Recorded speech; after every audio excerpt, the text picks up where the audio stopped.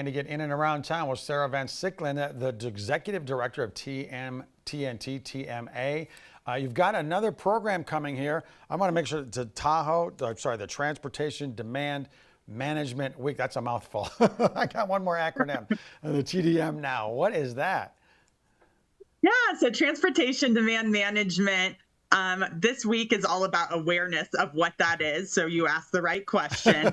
And it's really all about getting people around in alternative modes than driving alone in their car.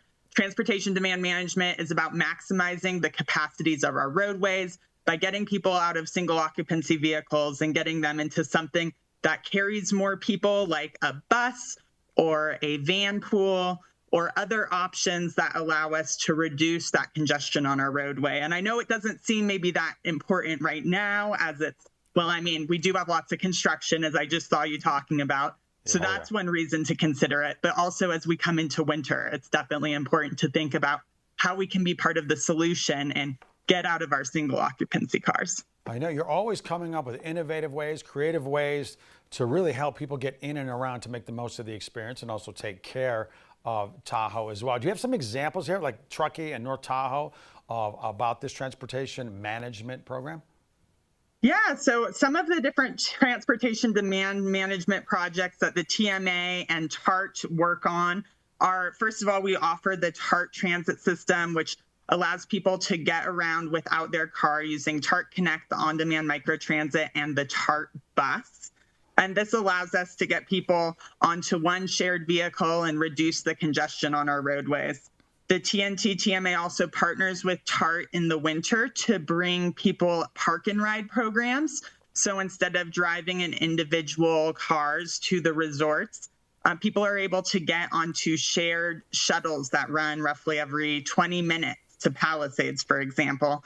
And this allows us to really cut down on the congestion. In fact, since we've seen the ski resorts implement parking reservation programs and people starting to use our shuttle program more, we've seen a big reduction in traffic on highways 267 and 89, which has been awesome.